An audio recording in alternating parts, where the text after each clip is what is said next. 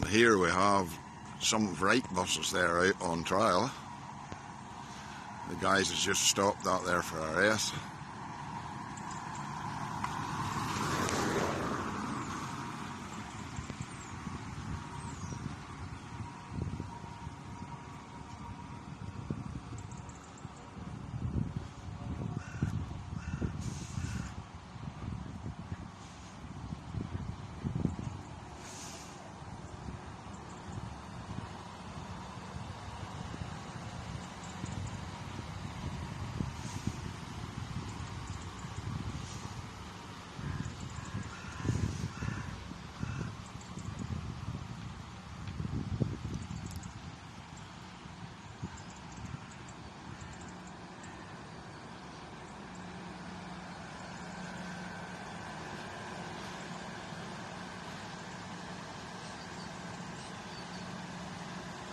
As you can see there, they're obviously for Ireland and not there because it's got zero emissions written in Irish.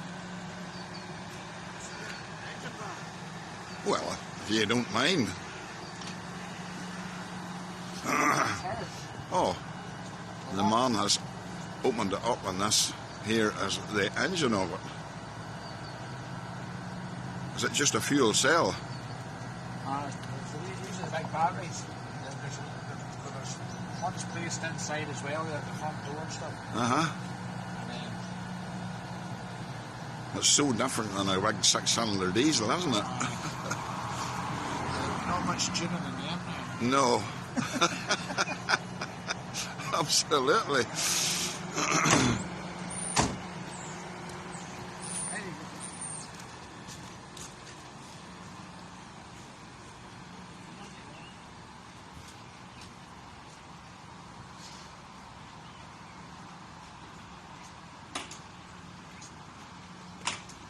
Can I have a wee look inside the cab? Right here.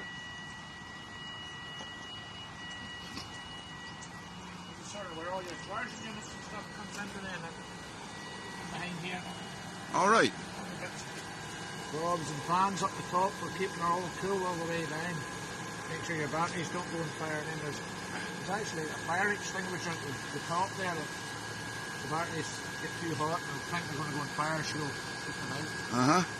Very nice. God, that's impressive. I would not like to be going in there.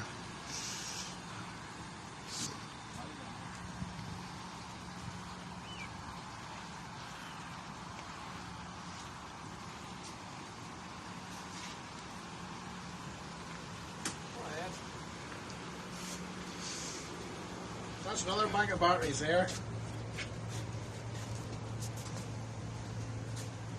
The rest is really just like a normal double-decker bus, you know. Well, you know, upgrade it now. You've got your points for charging your phones and stuff. It's free screen telling you where you're stopping and things like that. You can head upstairs if you want. Oh no, that'll. I think that'll do that. That's very, very nice. Aye, but these are the Dublin ones. The London ones, well, they're red, but they're fancier again. They're leather and stuff. They're more upgraded than these ones. Right. These are just sort of standard. Oh, standard. I don't think there's really anything extra in these at all. They're definitely a lot different than. I'm old enough to remember the UTA buses where the driver sat in a wee wigwam in the front and the engine in beside him. You remember me, Bob? Huh? You remember me? I was in the pub at Kale's, Nigel. Is that what you're at now? I thought I recognised the face, huh? Nice.